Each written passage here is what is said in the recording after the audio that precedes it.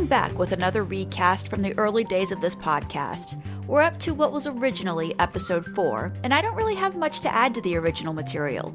There will be a little bit extra up front, but other than that, this is mostly the original episode, just re-recorded. So, get a drink, maybe a snack, and relax as I talk about Oscar Wilde and the picture of Dorian Gray. Welcome to A Case for Classics, the podcast where I try to talk you into reading, for fun, those works of literature that maybe you've come to associate with homework and book reports. They might exist on a master curriculum list somewhere, but that doesn't mean they aren't valuable as entertainment to the modern sensibility. I've actively avoided thematic episodes in this podcast. Like, when I eventually get around to talking about Dickens's A Christmas Carol, it will not be a December episode. It'll be a March episode, when everyone is still sick of the holidays. So, it's not on purpose that I'm talking about a famous gay icon during Pride Month. Don't misunderstand.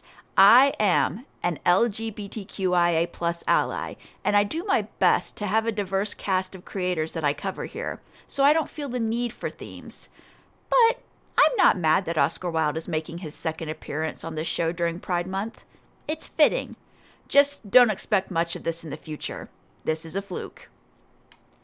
I love Oscar Wilde. He was so witty and funny and eternally quotable.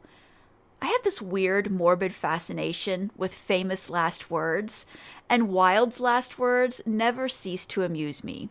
Quote, "This wallpaper and I are fighting a duel to the death. Either it goes or I do." Those were his last words. According to an article I once read in The Atlantic, the wallpaper in the Paris hotel where Wilde died is actually that bad, which makes the story even funnier. I said it was morbid. I'll link that article in the show notes. I haven't been putting up a lot of links on these recasts, but this one's for fun, so check it out. One more thing that I want to make clear before I get started on the original script. I did open the original episode with Wilde's predilections for soliciting sex from underage boys. I came in hot, I know. Look, it's a thing, and it's something you should be aware of, but I don't know. Maybe with the large swath of time separating us, and with the horrible treatment Wilde suffered because of his open homosexuality, I find myself still really liking the man. I'm very much against what he did with the underage boys, but I'm also very much against anti-gay laws and imprisonment. It's a quandary, so if you feel similarly, we'll start in I like Oscar Wilde, mostly, club, and we can be confused together. Okay, here's the original script with some light edits. Before I begin, I want to get something out of the way. I'm talking about Oscar Wilde, a highly quotable literary figure from the late 19th century and a modern-day gay icon. Oscar Wilde was imprisoned and forced into hard labor for 2 years because of his homosexuality, and for the record, I have a big problem with that. Making homosexuality and being anything other than a heteronormative cisgendered person illegal, or to even declare it immoral, is absolute crap, and I will never support that. Having said that, Oscar Wilde would solicit sex from impoverished young boys. Not young men, boys. That's a problem.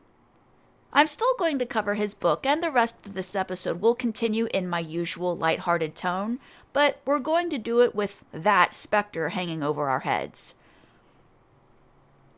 Oscar Wilde was born in Ireland in 1854. He came from a good home, and he was tutored by Walter Pater in university. You remember Walter Pater. He was the gentleman I mentioned in episode 2 with Gustave Flaubert, where Pater said Flaubert was a martyr of style. Well, Pater was tutoring Oscar Wilde in the ways of the aestheticism movement. The aestheticism movement was very different from the realist movement that Gustave Flaubert championed. To unashamedly quote Wikipedia, aestheticism is an intellectual art movement supporting the emphasis of the aesthetic values more than socio-political themes. This meant that art from this particular movement focused more on being beautiful rather than having a deeper meaning, or art for art's sake.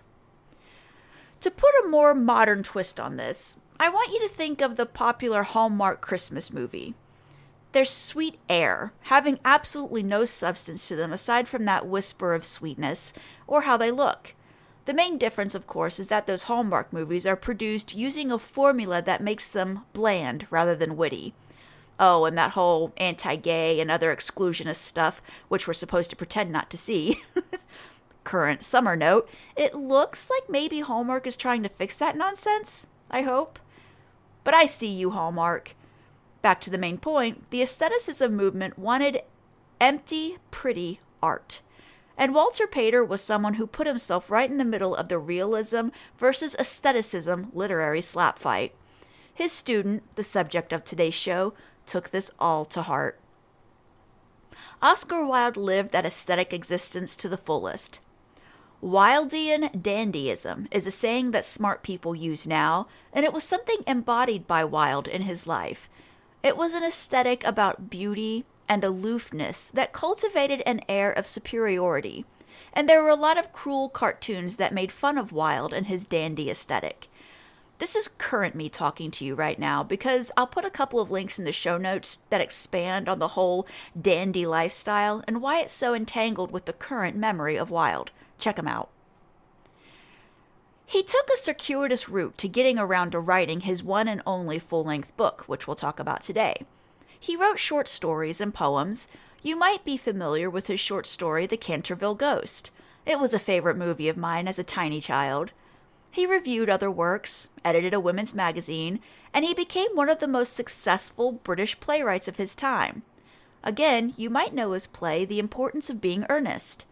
He was always lauded for his writing, and his literary voice has always been highly appealing, even today. Let me tell you, my Tumblr by way of Pinterest adventures have acquainted me mightily with Oscar Wilde quotes, and they're all fabulous. Oscar Wilde died young, at the age of 46 from meningitis, and he spent the last 2 or 3 years of his life in exile in France because of that whole imprisoned for being gay thing. The good news is that in 2017, he was given a posthumous pardon for that nonsense. The bad news is that his physical and mental health never rebounded after that imprisonment, and he died destitute and complaining about the wallpaper in his room. He wasn't alone, though. People who loved him were with him at the end, and he's got an appropriately ostentatious gravestone at his final resting place. Look it up. You'll get a giggle. On to the book. The Picture of Dorian Gray was originally published in a magazine, and the editor was so scandalized by certain parts that he deleted nearly 500 words from the work before publication without Oscar Wilde's knowledge. That didn't help, though. The story raised a lot of hackles, and some even called for Wilde to be imprisoned for violating laws guarding public morality. Yeah, there were some homoerotic undertones. Wilde defended the work aggressively, writing letters to newspapers and responding fiercely to criticism, as he should.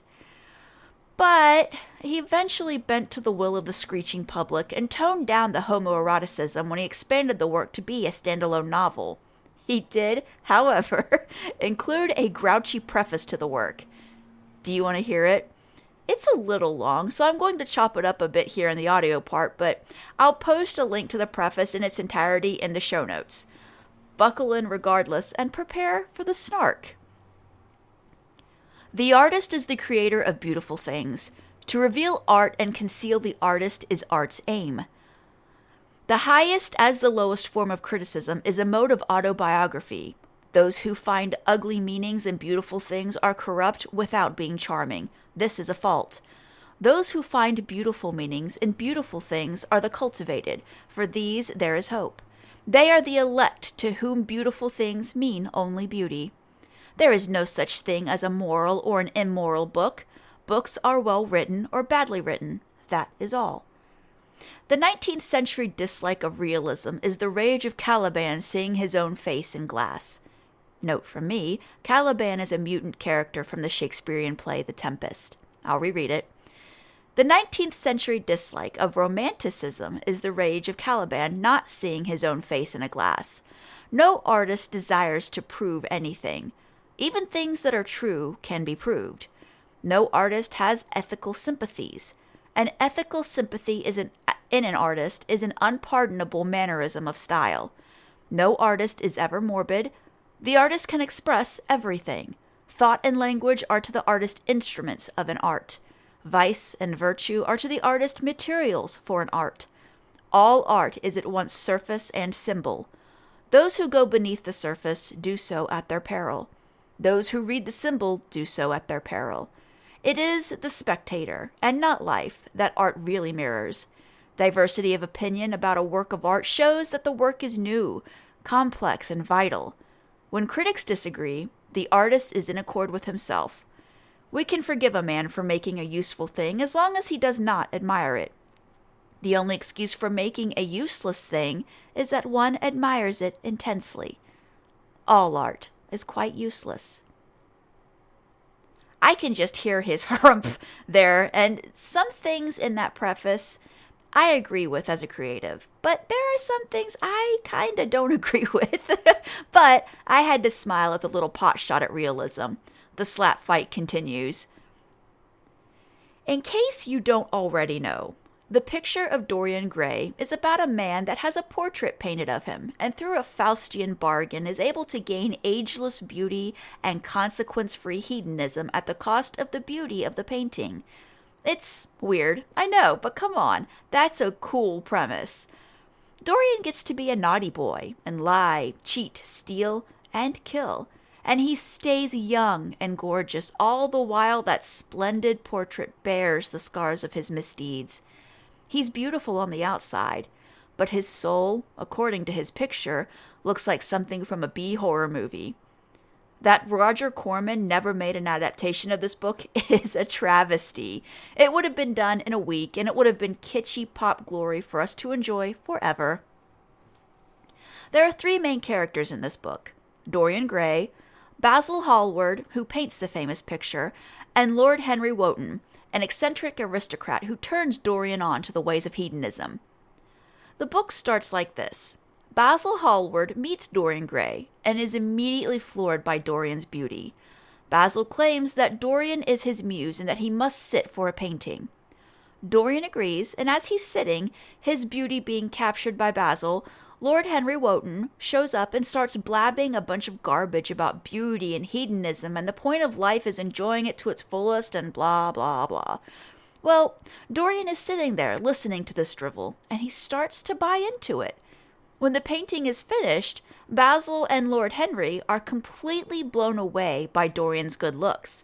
Meanwhile, Dorian starts completely freaking out, looking at the picture because he knows that looks-wise, it's all downhill from there. It's a heck of a meltdown that culminates with Dorian wishing as hard as he can wish that he could stay that young and beautiful forever, and it just sort of comes true. He starts engaging in mild shenanigans at first, noticing the small changes to the painting, and then they get bigger. He locks the painting away when he decides to go all in with the hedonism stuff, but he sneaks away from time to time to look at it, to be shocked at how truly bad he's become, proven by the hideous face that looks back at him from the canvas. It all culminates in a big mess, much too big for Dorian to walk away from, and that's all that I'm going to give you as far as plot and spoilers. Get the book and read it. I should acknowledge the readability thing. Listen to me and listen well. This is a book written by a Victorian British man. They wrote entertaining, creative stories and could not at all be bothered with making their works easy to read. Because I read it, it doesn't make me smart. Baby, it makes me stubborn. If you can't do it, I understand, but please give it a try. If you're stubborn and driven by spite, you'll be able to read this book, no problem. If you fall asleep while reading it, hey, this is a good, healthy, non-habit-forming sleep aid. That's all good. So, side note from current me, it is a good book. We've talked about a lot of Victorian writers on here, and while they do tend to be a bit wordy, Oscar Wilde is no exception, they're still highly readable, and The Picture of Dorian Gray is a book worthwhile. Back to the show. I saw someone somewhere joke that the characters in this book are a weensy bit dramatic. For example, they never sit down. They fling themselves into chairs. That really happens. I think the person making the joke was implying that the high drama came from Oscar Wilde being gay and theatrical. And really, Oscar definitely had a love for going big, and I'm here for it. But oh my god, he wasn't the only writer going a little over the top with the mannerisms of the characters. People never reacted quietly in books from that time. There was an awful lot of people dramatically flinging themselves on the chairs and sighing so much that they get lightheaded and pass out. It was kind of a thing of the time. So why should you read this book? It's kind of hard to read. There are absolute dog poop philosophies being spouted within, and boy there are. And I pointed out in the beginning of this episode that the author wasn't exactly the best human being ever. So why read this novel of vice hidden beneath art? Because it's a good story, that's why. As usual, it's a choice, of course. There's no wrong move here. I guess, unless you decide that Lord Henry makes a lot of sense and you want to follow his garbage thoughts the same way Dorian did. Don't do that. But maybe pick it up because some weird lady with a podcast told you that it's a legitimately good story. Watching how Dorian swings wildly from letting go completely and living for pure pleasure to disgust and maybe even guilt whenever he looks at that painting is an exaggerated look at all of us, I think. We run wild and do things we later regret. We are driven to do what feels good, eat what tastes good, to spoil and engorge those senses that bring us pleasure. And often, we regret that. We look in the mirror day after day, watching time beat the youth from us. And it's typical that a life lived hard starts to look hard on one's face. Okay, time to make myself grumpy with the movie adaptations. Because it is a beloved British classic, it's had many film adaptations. A short was made in 1917, a movie in 1945, a TV movie in 1973, movies in 2004, 2007, 2009, 2018, and apparently there's one currently in development. If you're intimidated by reading the book, The Picture of Dorian Gray, you can have a gander at one of those movies, if you can find them. As usual, I haven't seen any of these, and that's not changing anytime soon. Not even the 2009 one with Colin Firth as Lord Henry. And I love me some Colin Firth.